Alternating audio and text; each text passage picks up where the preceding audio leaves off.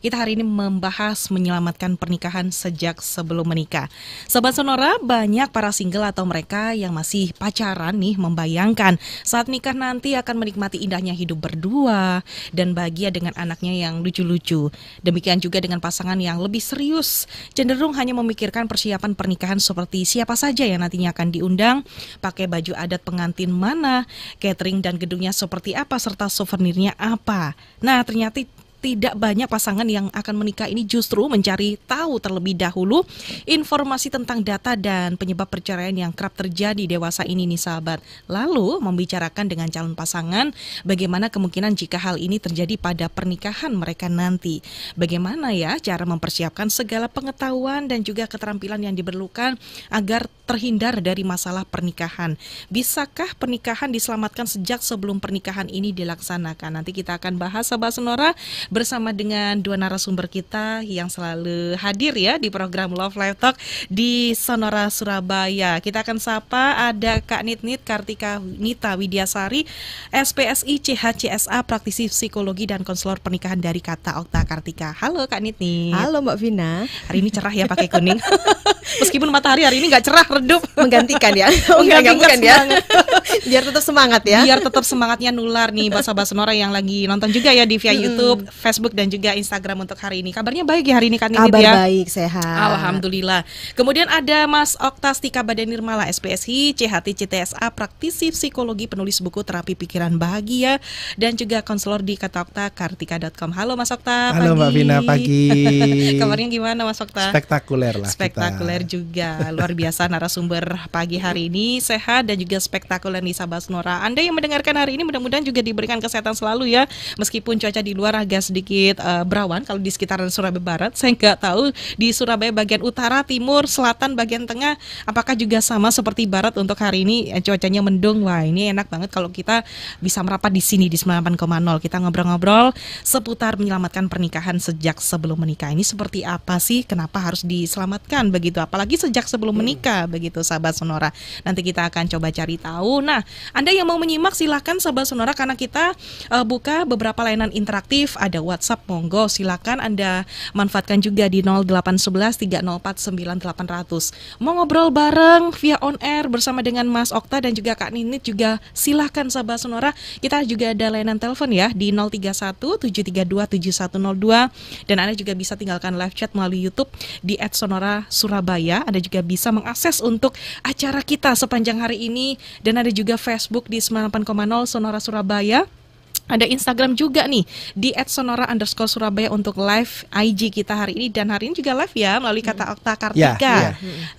Kalau Facebook hari ini live juga kah? Enggak, IG aja. IG aja untuk Kata Okta Kartika untuk hari ini bisa Anda simak juga di sahabat Sonora. Baik, sahabat Sonora kita tunggu sampai jam 11 ya untuk partisipasi Anda. Langsung saja nih menyelamatkan pernikahan sejak sebelum menikah. Ini perlukah? Apa alasannya? Ya biar ini ya, kalau bahasanya itu akhirnya kadang kan kalau kita bicara tentang pernikahan, kita pasti pengennya semuanya orang pasti pengennya bahagia, gitu kan? Kita pengennya bahagia. Nah, tapi kan terkadang yang fokus jadi perbincangan pada saat akan menikah itu kan hal-hal yang mungkin ya hanya apa ya, bukan sepele sih, tapi bukan yang sampai untuk ke jangka panjang begitu ya. Jadi kadang-kadang kita bicara menikah itu kan udah pokoknya cocok, udah gitu aja gitu kan.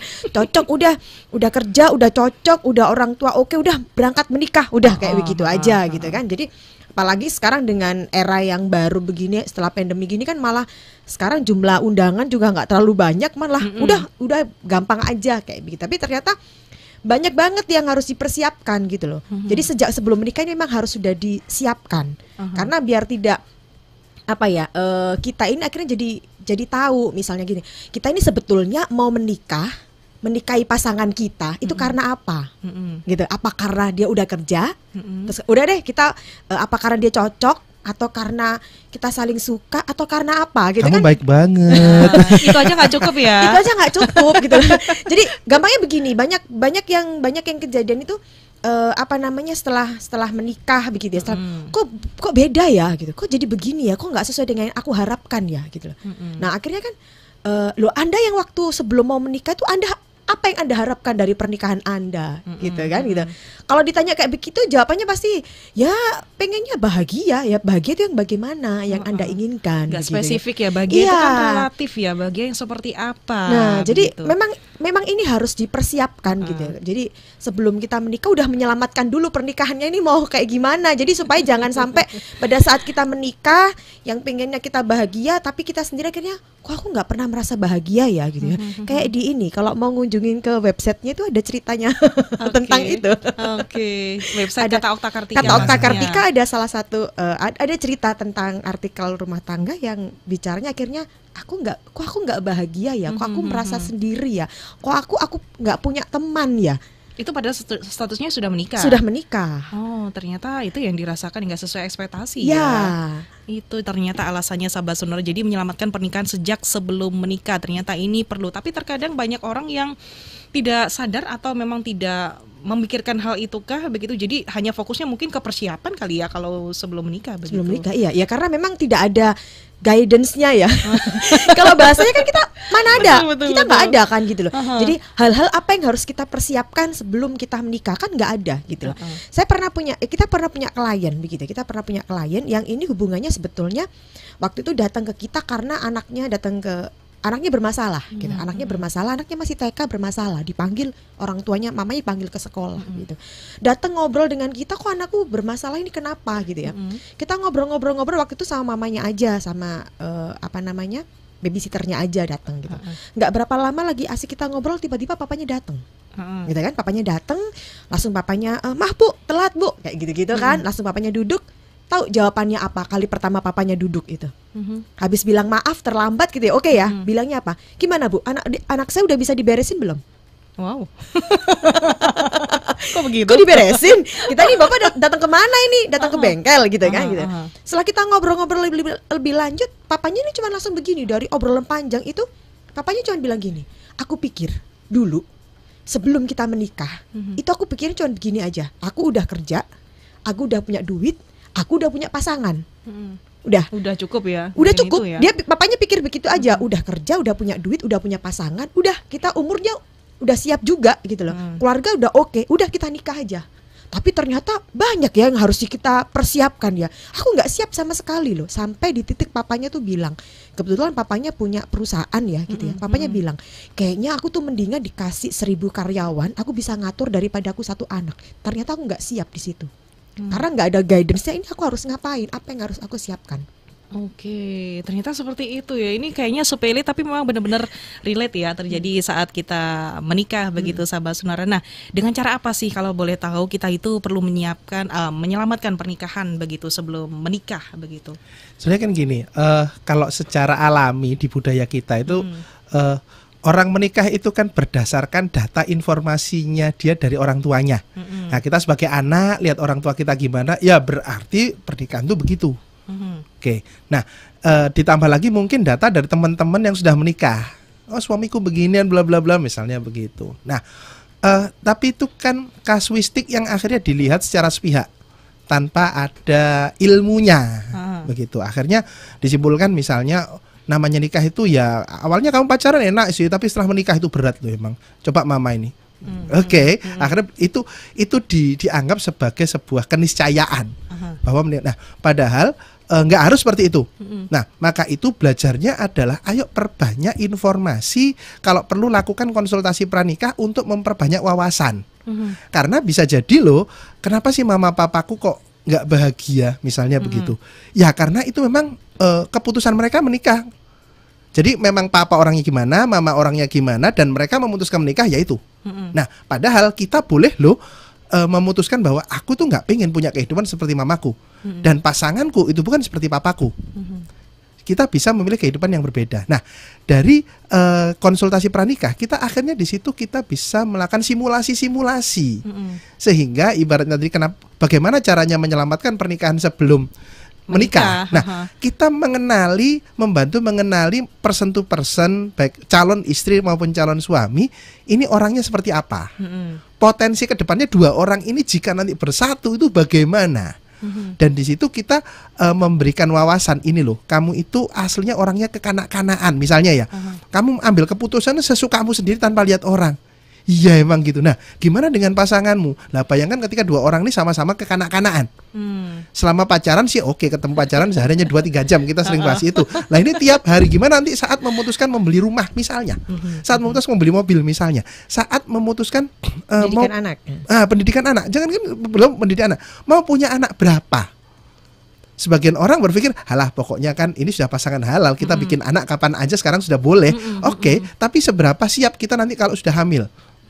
Nah, hamil itu belajar tentang hamil. Bayangkan aja istri kita yang biasanya cantik, seksi, langsing, terus hamil. Otomatis posisi bentuk tubuh berubah, mood berubah. Nanti pola interaksi pun nanti juga akan berubah. Nah, siapkah? Nah, itu alangkah baiknya jika mulai dipelajari sejak awal. Nggak harus terlalu dalam, nanti malah pusing. Aduh, nggak jadi nikah nih, berat banget kayaknya. Kok begini ya ternyata menikah ya, nggak seindah yang dibayangkan kayak tapi gitu. setidaknya kalau sudah ada wawasan itu akhirnya ketika terjadi, oh ini tuh yang dimaksud itu. Oke. Jadi aku sudah ketika membayangkan pun itu nggak terlalu muluk yang fantastis imajinatif ya, tapi lebih pada imajinasi pengetahuan yang relate. Ya berkhayal boleh, tapi tetap membumi gitu maksudnya. Jadi gitu. Sesuai dengan pengalaman Mas Okta dan juga Kak Niti, mungkin yang dirasa pengalaman-pengalaman Anda mungkin menangani kasus-kasus pernikahan itu biasanya ditanyakan juga kah, ataupun di saat mereka melakukan konsultasi pranikah begitu? Ya, yang jelas itu kita tanyakan begitu. Ditanyakan ya. Dalam artian akhirnya kita bertanya juga. Awalnya memang di sesi kita ada beberapa sesi begitu ya, tanya tentang pribadi, tentang diri gitu. Siap gak kamu menerima? Jadi kalau kita bicara pernikahan tuh bukan hanya menerima kebaikan aja, tapi juga menerima keburukannya begitu kan ya. Nah setelah itu ngobrolnya gimana ini gitu kan. Meranjak lagi berikutnya adalah tentang ke keluarga besar juga, ke orang tua begitu ya, ke orang tua masing-masing itu. Nah itu bagaimana? Ada ini enggak, relationship-nya gimana, hubungannya gimana gitu loh. Nah itu juga perlu ya, kita perlu diobrolkan bersama. Dalam artian akhirnya ada wacana ya, punya wacana ya. Oh iya ya, ternyata ini perlu diobrolin loh. Kalau tiba-tiba misalnya gini, kita ini diajarin ngobrolnya ini pasangan tuh harus kompak bersama gitu kan ya.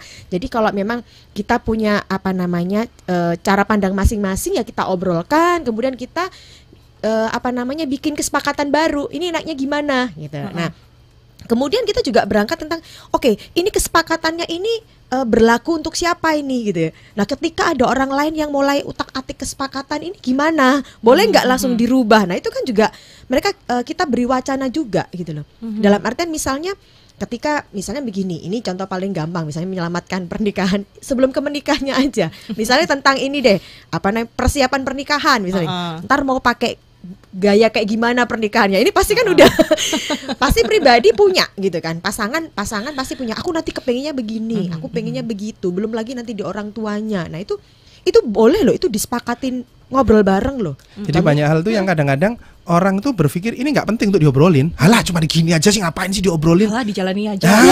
Itu.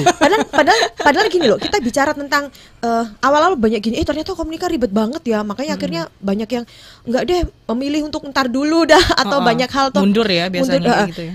Padahal gini, ini perlu diobrolkan gitu loh, diobrolkan dalam artian misalnya gini, kamu tahu nggak sih pasanganmu itu gitu loh, apakah punya planning tentang pernikahannya gitu kan, misalnya nggak begitu ya, wedding plannernya gimana, wedding plannernya. Nah si pasanganmu juga, nah orang tuamu punya nggak sih harapan tentang nanti anakku kalau menikah itu harus yang A B C D E gitu. Nah itu dari orang tua perempuan, dari orang tua laki gimana, ada nggak? Nah itu perlu kita gali, itu perlu ngobrol, jadi kita perlu juga ngobrol kayak begitu gitu loh. Bagi mereka, lo ngapain? Ini kan itu urusannya orang tua lo, jangan. Kamu juga punya hak di situ. Nah, karena ini lebih dalam lagi. Memang sekedar kesannya ngobrol tentang nanti menikah seperti apa sebagainya. Temanya ini sebetulnya kalau nanti dalam konsultasi pranikah itu kita menggali tentang pola kepribadian pasangan dan orang tua. Jadi contoh gini, ketika tadi ngobrol itu seberapa sih orang tua itu intervensi dengan kehidupan anaknya.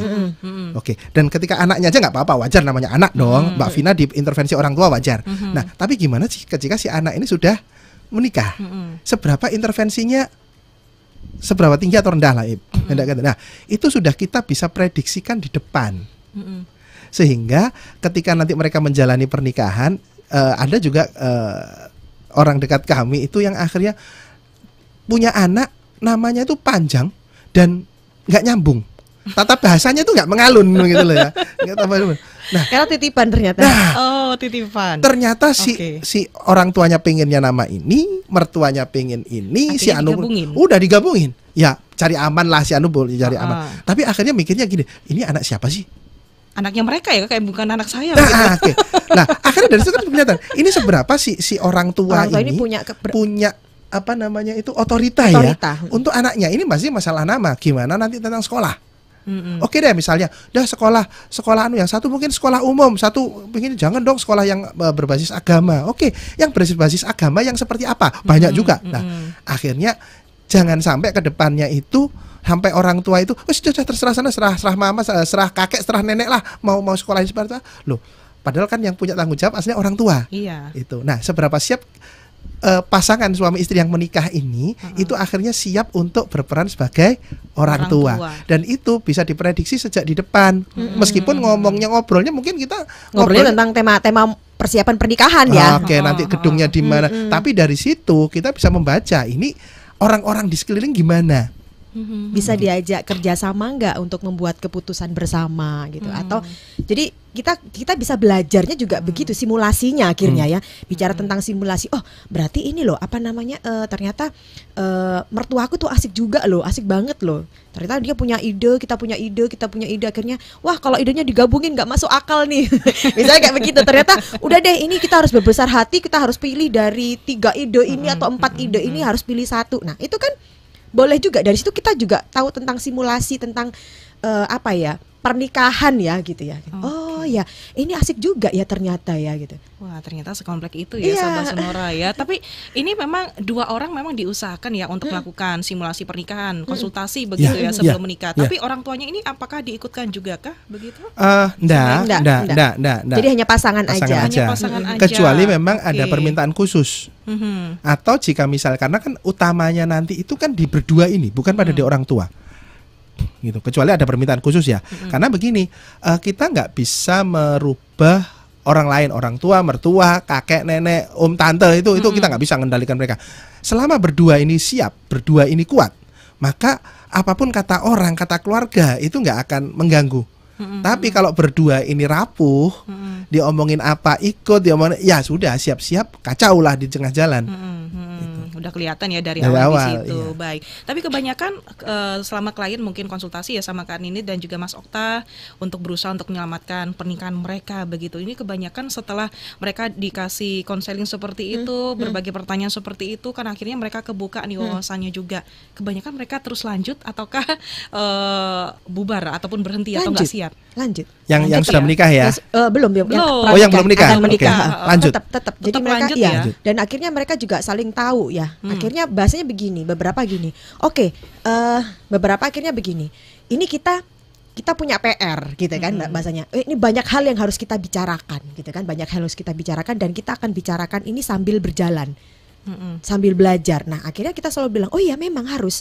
Karena belajarnya itu enggak hanya pada saat kita persiapan pernikahan terus kita belajar, setelah itu enggak, belajar terus dan apa yang sudah diobrolkan di konsultasi pranikah itu akan jadi bahan obrolan ya untuk berikutnya gitu, pada saat mereka berdua setelah menjalin pernikahan. Oh ya, yuk kita ngobrol yuk, kita ngobrol lagi yuk, dan akhirnya tahu apa yang harus dilakukan begitu kan. Bukan berarti terus kemudian loh kok ternyata begini, loh kok kamu begitu. Surprise. Enggak, jadi udah oh iya oke. Oh ini yang namanya surprise. Surprise gitu kan. Jadi saling apa ya, responnya akhirnya tahu ini harus berespon gimana ini ketika nanti banyak hal yang terjadi di depan yang bikin surprise buat kita. Tapi adakah mungkin dari pasangan begitu yang tidak melanjutkan pernikahannya begitu kalau dari klien, atau selama ini memang baik-baik saja, maksudnya lanjut begitu menikah? Kalau yang kami lanjut ya. Semuanya lanjut. Semuanya lanjut ya. Dengan catatan-catatan ya. Dengan catatan. Oke. Dan akhirnya mereka sampai sekarang juga menikah bahagia. Masih bahagia. Dan akhirnya tahu pakai bahasanya, akhirnya tahu pakai ini ya, kalau kadang kalau ketemu dengan kita itu kadang aku udah loh pakai kode-kodean.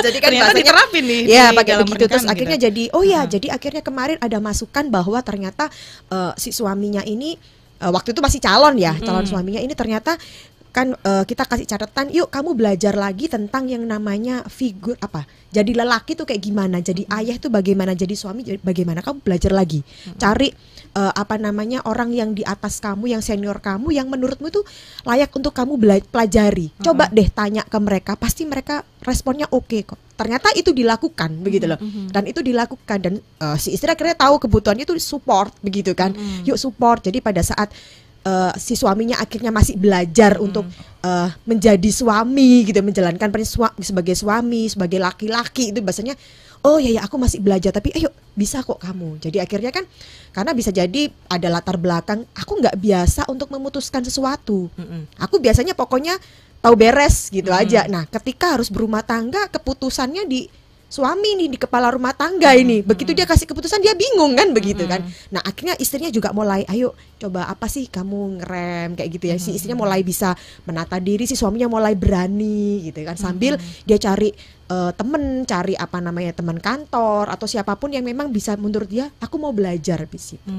Lalu kapan ini harus konsultasi begitu ya, ke konseling begitu, ketika sebelum memutuskan pernikahan? Apakah mungkin menjelang hari H begitu, waktu dekat-dekat untuk melakukan pernikahan begitu, atau memang baiknya mungkin jauh-jauh hari begitu, mungkin 6 bulan sebelum melaksanakan hari H pernikahan begitu, atau bagaimana? Ada baiknya agak 3-6 bulan ya, 3-6 bulan ya durasi atau waktunya, setidaknya ya. ketika sudah memutuskan menikah. Oh, sudah memutuskan menikah itu baru langsung nanti konsultasi begitu. Nah, kalau misalkan melakukan konsultasi itu ketika sudah menikah, apakah itu dikatakan terlambat kah? Enggak juga ya, masih bisa ya. Selama ini ya apa namanya, pada saat oke, dulu aku kok nggak ada ini ya konseling pranikah begitu ya gitu. Boleh nggak kita pasca nikah kita? Oh boleh gitu. Selama akhirnya berdua ini memang bersedia untuk yuk sama-sama kita belajar, kita memperbaiki diri, kita mau jadi lebih baik, mau menikmati kehidupan pernikahan kita menjadi sesuatu yang seperti yang kita impikan berdua gitu. Bagaimana kalau misalkan dari keduanya ini mengatakan ragu begitu setelah mereka dibukakan opsi-opsi dan pertanyaan itu? Mungkin saran apa mungkin yang sudah menikah? Sebelum menikah. Kemudian ragu begitu dengan pasangannya, sama-sama ragu begitu untuk melanjutkan itu hak dia mau terus apa enggak. Tapi yang pasti kami ini selalu berusaha untuk menjadikan baik yang ketika konsultasi yang sebelum menikah ya gimana caranya biar jadi. Makanya itu dengan catatan-catatan. Ini istrimu ini orangnya gini loh, nanganinya, ngadepinnya caranya gini. Jadi selalu ada celah untuk solusi. Ini maksudnya konsultasinya langsung 2 orang gitu, atau memang satu-satu dulu dari pasangan yang istrinya dulu, calon istrinya dulu, atau calon suaminya dulu? Biasanya begitu? kita minimal 3 sesi. Satu misalnya suami dulu atau istri dulu. Sesi 2 suami dulu atau istri dulu. Yang ketiga bareng. Gitu. Yang bareng itu mungkin apa nih? Maksudnya istrimu itu seperti ini karakternya, ataupun suamimu seperti ini. Itu akan dibuka semuanya ketika pas lagi bareng seperti itu kah? Ada caranya. Ada caranya. Intinya adalah saling, karena begini, ada kondisi-kondisi di mana misalnya suami itu punya greget pengen menyampaikan sesuatu sama istrinya. Tapi ibaratnya kok angel isi tuturane. Oke ya. Nah, jadi akhirnya si suami ini memilih untuk diam, memilih untuk begitu. Nggak tersampaikan kan. Tapi itu tersampaikan pada saat sesi hanya sendiri bersama suami. Nah, kami bantu mengolah informasi, bukan kata suamimu tuh kamu gini, bukan. Tapi intinya kami bantu mengolah agar pesannya bisa sampai dengan enak, dan kemudian bersedia juga, itu toh yang dimaksud. Karena seringkali masalah komunikasi ini bukan karena nggak bisa ngomong, tapi gaya itu. Misalnya gini, saya ngomongnya keras, ke siapapun keras lah. Lawan bicara saya enggak suka keras, akhirnya jadi masalah. Padahal sebetulnya pesannya baik. Nah, kami membantu menjembatani pesannya yang nyampe.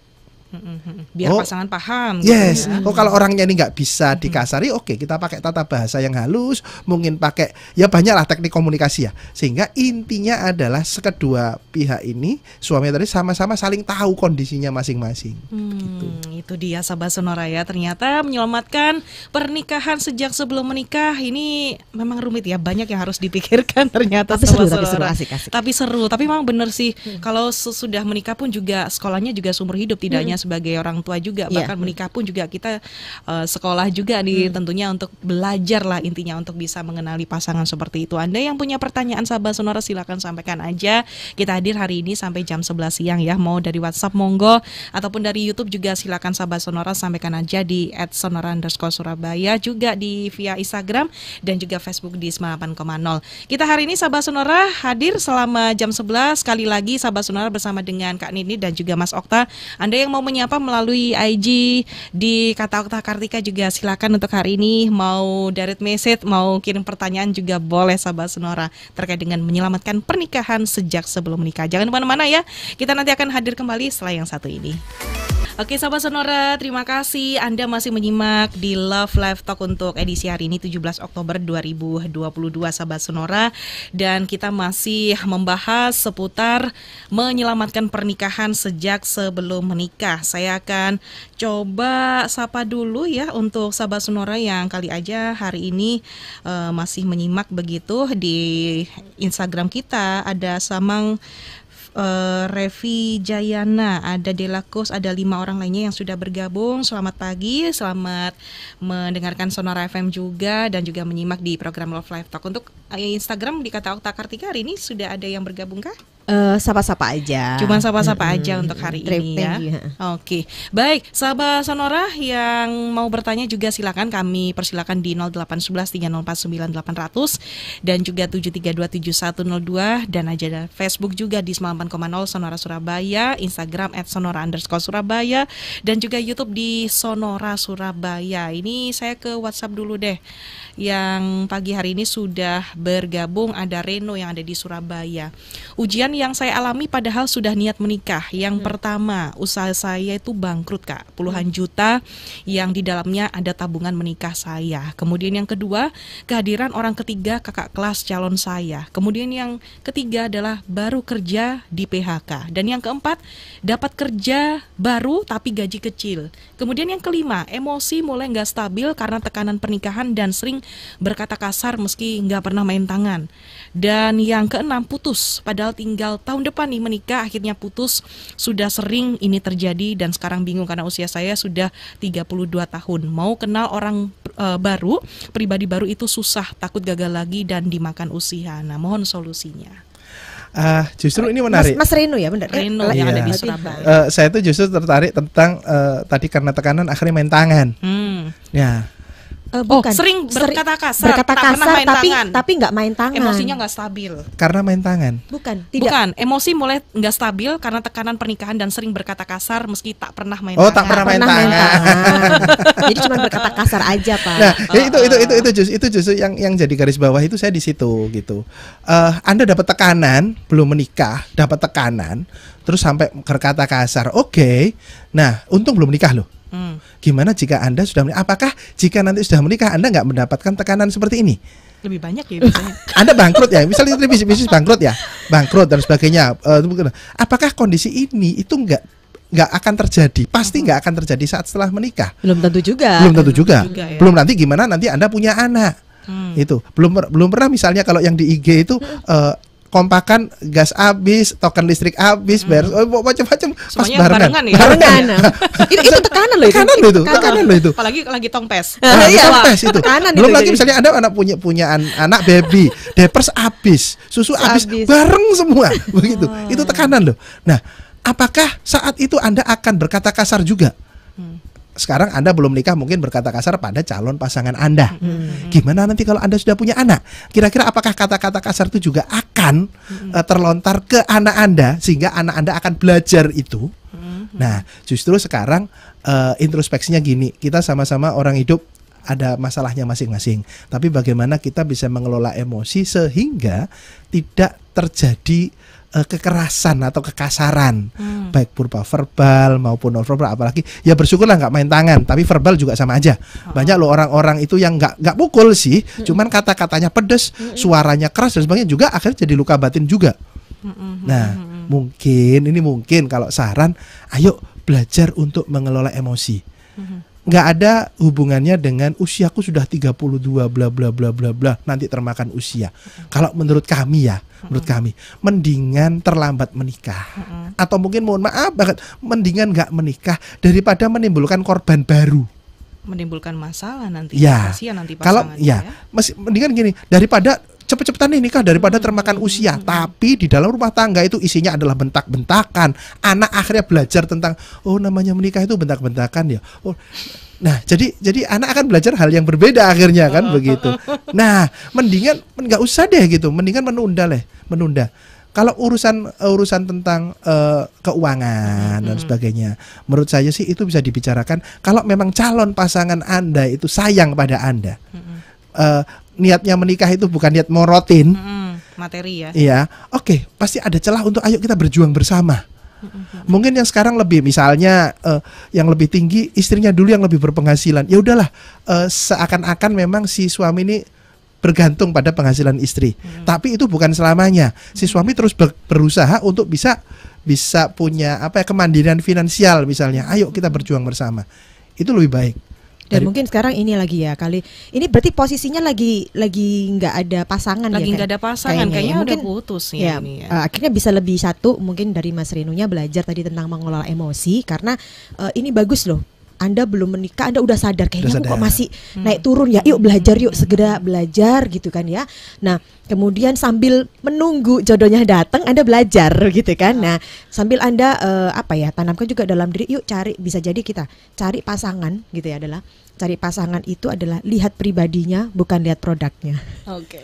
Jadi pada saat nanti kalau kita bicara, kita lihatnya gini, kita ngeliatnya, jadi Mas Reno akhirnya jadi lebih pede gitu. Oh ya, aku memang pribadinya baik gitu ya. Jadi orang pasangan nanti jodoh yang akan datang ke aku memang melihat aku dari kepribadianku baik, bukan dari latar belakangku karena aku punya bisnis bagus gitu ya. Karena aku punya pekerjaan bagus, tapi lebih dari pribadinya. Kayaknya komplek ya ini ya, ada 6 item nih ujiannya ya sebelum kayaknya harus belajar itu dulu deh Mas Reno, mengendalikan emosinya dulu ya. Ini yang harus dikontrol ya, meskipun usia 32 bahkan usia yang lebih tua pun juga kalau emosi nggak terkontrol juga ada ya, banyak seperti itu. Jadi ini bukan termasuk soal usia, nggak ada hubungannya dengan usia. Kalau memang dia dewasa ya nggak melihat dari segi usia, tapi nggak apa-apa sih, lebih baik ngontrol emosinya lebih baik dari sekarang aja daripada nanti ketika pas udah menikah, kasihan nanti akan memakan banyak korban seperti yang dikatakan oleh kedua narasumber kita pagi hari ini. Baik, mudah-mudahan bisa terbantu untuk pertanyaannya. Kemudian ada Mardika juga. Dulu aku pernah menikah, alhamdulillah gak ada halangan apapun sampai hari H, meskipun semuanya begitu lancar. Tapi pernikahan kami gak lama, hanya 2,5 tahun saja istri meninggal dan sekarang ingin membuka lembaran baru. Tapi kini berbeda, benar-benar ngerasain ujian dan banyak halangan dari mulai gak direstui hingga alhamdulillah sekarang dapat restu. Tapi hati seperti ragu-ragu karena kami LDR dan ketemu pun 1 sampai dengan 2 bulan sekali. Pasangan memang serius dan ingin dinikahi, tapi kenapa aku semakin kesini kok semakin ragu-ragu karena jarak dan juga tekanan dari orang tua yang selalu bilang bahwa kalau ada yang dekat ngapain harus cari yang jauh. Mohon solusinya. Oke, dengan Mas Mardika ya. Ya, Mardika. Kalau Mas Mardika sebaiknya sih itu tadi orang tua itu saran ya, saran. Jadi itu Andalah yang tetap yang memutuskan. Anda tetap yang memutuskan. Nah, seberapa nyaman sih jika ini kondisi LDR ini dipelajari juga. Misalnya ini terus, gimana?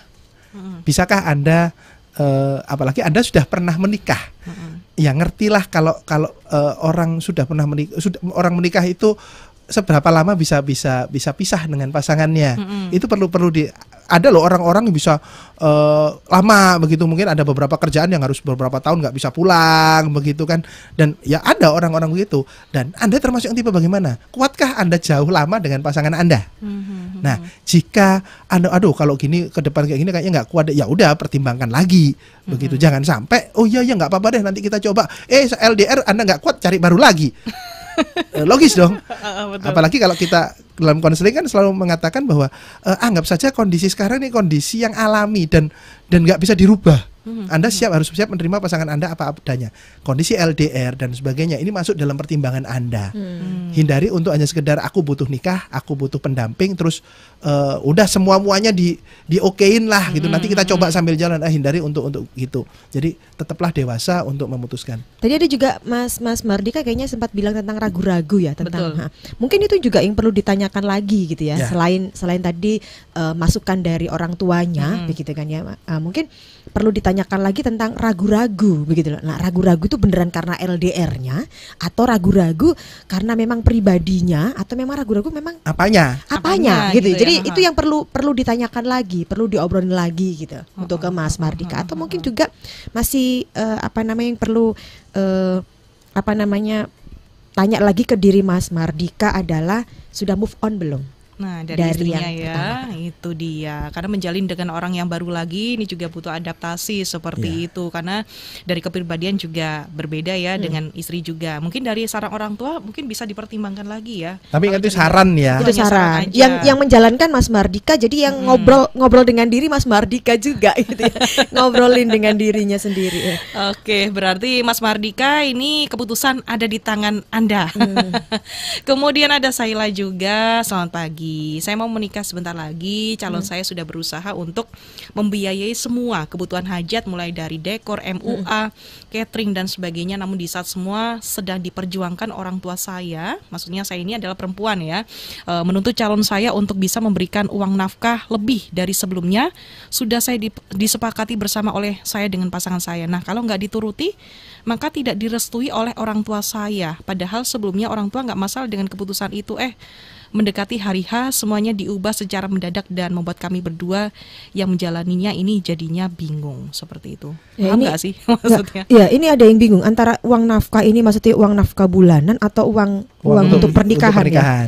Padahal karena kan dia dari posisi perempuan ya. Dari pernikahan ini juga hajatnya juga sudah dicukupi ya untuk kebutuhan hajat begitu. Kemudian dari dekor, MUA, catering ini sudah semuanya. Nah, ini bisa memberikan uang nafkah, uang nafkah lebih. Nah, ini untuk apa ya? Kan belum menikah ya. Iya. Atau mungkin kalau daripada kita salah baca, salah ini ya persepsi. Nanti ya. Kalau kita potong anunya sih, ini bisa jadi untuk kebutuhan itu ya, kebutuhan pernikahan kali. Ini kan ada dua ya. Karena kalau untuk nafkah sehari-hari kan orang tua masa tahu juga kan. Iya. Gitu. Nah, intinya kecuali kalau dia kasih tahu. Ya. Rekeningnya dipegang orang tua. Nanti kamu tak mobil, nanti kamu tak kasih begini. Ternyata ya nggak mau yang mau bilang itulah, yang mau bilang beginilah, misalnya begitulah. Nah, intinya kalau kami tuh begini, seberapa mereka berdua ini Mbak Sela, jadi Sani, Mbak Saila ini bisa kong kali kong ibaratnya ya, kompak dengan calon pasangannya. Jadi ibaratnya oke lah ini, tapi Anda benar-benar komitmen ya berdua, dalam arti begini, ini kan masalahnya ada di orang tua. Tinggal bagaimana, kalau yang laki, kalau minta sebanyak itu aku ya nggak mampu. Tapi yang istri, yang perempuan juga, gimana kalau kong kali kong mereka berdua cari cara agar kesannya yang laki yang yang memenuhi. Mungkin istri si perempuan punya tabungan misalnya, udah buat ini, tapi ini Anda harus komitmen bahwa ini Anda berdua harus kompak. Karena ibaratnya kalau setelah menikah itu kan sudah punya kingdom sendiri ya, sudah punya otoritas sendiri, begitu. Nah, jangan sampai Anda sudah kong kali kong untuk kompak, akhirnya menikah, setelah menikah ada masalah terus pulang ke orang tua. Orang tua, tuh apa aku bilang kan, jadi begitu. Jadi disalahkan lagi anaknya ya. Itu. Jadi Anda ibaratnya berdoalah berdua, kalau Anda muslim istiqorohlah, minta petunjuk. Anda harus gimana? Misalnya pun Anda berdua bisa handle saja. Yang penting orang tua Anda sama-sama puas, sama-sama happy. Sudah, Anda begitu sudah menikah, bangunlah keluarga Anda sendiri. Nah, tapi ini juga perlu ngobrolkan lagi sama Mbak Saila ini. Apakah gini, sampai dalam artian bicara tentang uang nafkah tadi sampai bisa membuatnya bingung antara iya apa enggak. Nah, ini kan perlu diobrolkan lagi tentang sebenarnya lebih ke Mbak Saila sendiri ya. Bagaimana akhirnya nanti apakah intervensi orang tua ini akan berhenti sudah Setelah selesai menikah. di situ, setelah menikah nanti dia akan punya otoritas sendiri atau masih tetap dapat intervensi, dan itu juga perlu diobrolkan lagi. Padahal ini persiapan menikah aja orang tua sudah mulai mengintervensi soal uang nafkah, ini juga ikut campur. Nah itu kan tadi yang jadi ya. ya, dalam artian akhirnya kan itu yang sudah jadi gini, akhirnya kan itu bisa jadi akan jadi masalah terus loh ke depannya begitu lah. Ketika kita tidak punya, ini harus diapakan, kita harus bagaimana bersikap bagaimana gitu ya. Ketika kita belum punya, kita harus ngapain ya nggak tahu ya gitu. Udah deh nggak apa-apa deh, mungkin besok berubah. Nah ini juga harus kita siapkan loh berdua ini. Ketika nanti mulai orang tua ada intervensi, kamu dapat berapa dari ini? Apa suami? Aku cuma dapat segitu sih, harusnya kurang lah bla bla. Itu kan karena banyak ada loh kejadian ini relate banget nyata gitu kan ya. Dalam artian mereka ini menikah dengan kondisi ya sama-sama tahu lah gitu, tahu ya. Weddingnya ya standarnya mereka gitu, sesuai dengan standarnya mereka, asik banget gitu loh. Nah tapi ternyata setelah mereka menikah itu nggak sebulan atau belum sampai 2 bulan itu tiba-tiba dapat kabar berpisah. Alasannya kenapa? Alasannya adalah karena menurut orang tua yang perempuan, si mantunya ini nggak sesuai dengan apa yang diomongkan. Oke. Gitu ya. Nah, terus kita gali loh, apa maksud yang diomongkan dulu waktu Pacaran. masih pacaran dan akan menikah kan, misalnya dalam lamaran kan akhirnya kita ngobrol sama orang tuanya. Nanti kamu gimana? Kan ya biasa ya namanya orang tua ya. Kehidupanmu nanti gimana? Misalnya ini nanti tinggal di rumahnya ya apa?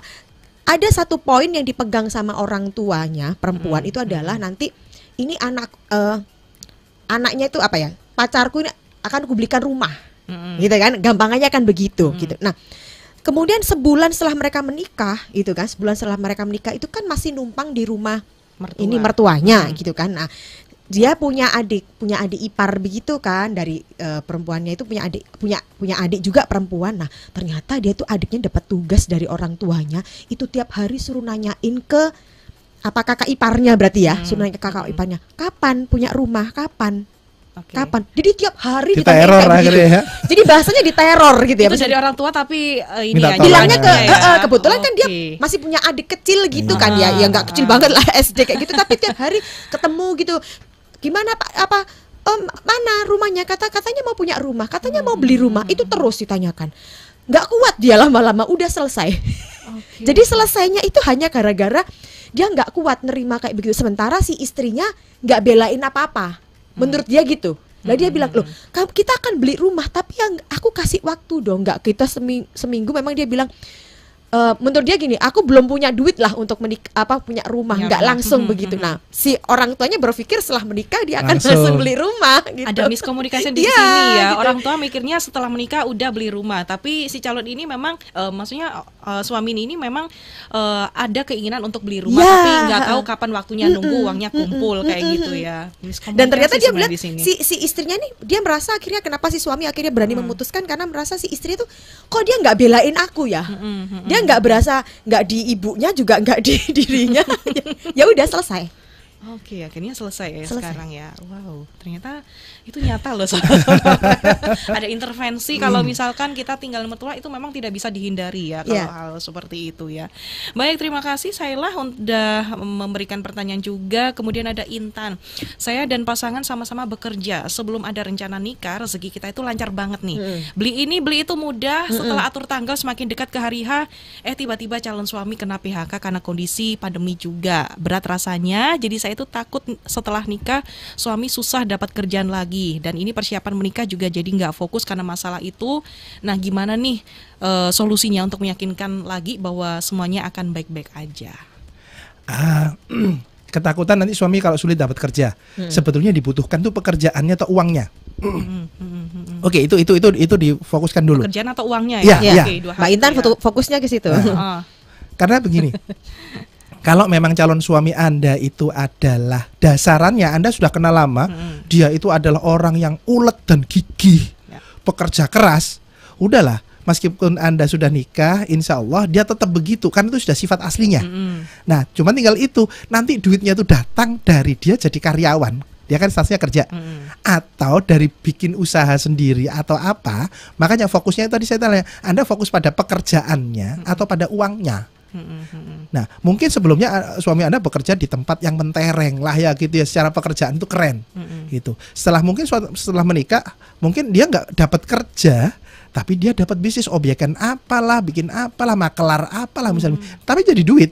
Nah, kita nggak tahu ya, rezeki kan pasti akan datang. Katanya kan kalau orang menikah itu rezekinya akan lancar kayak gitu. Nah, cuman masalahnya gini, ada loh orang-orang itu yang nggak nyaman dapat suamiku kok kerjanya makelar.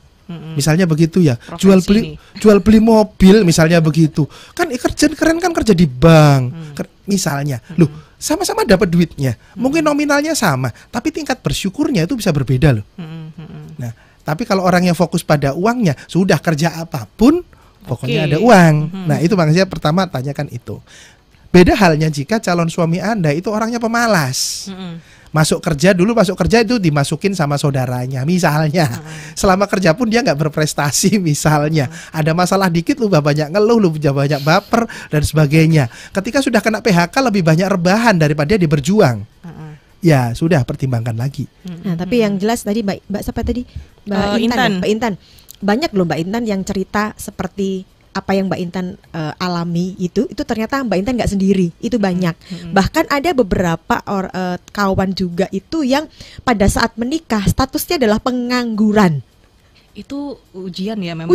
Ya memang ujian. Jadi menikah begitu ditanya pekerjaannya apa, nganggur, ya masih nganggur memang. Tapi ternyata setelah mereka setelah menikah, ya si suami akhirnya ya aku harus bertanggung jawab dong, kasih makan nih, gampang bahasanya kayak begitu.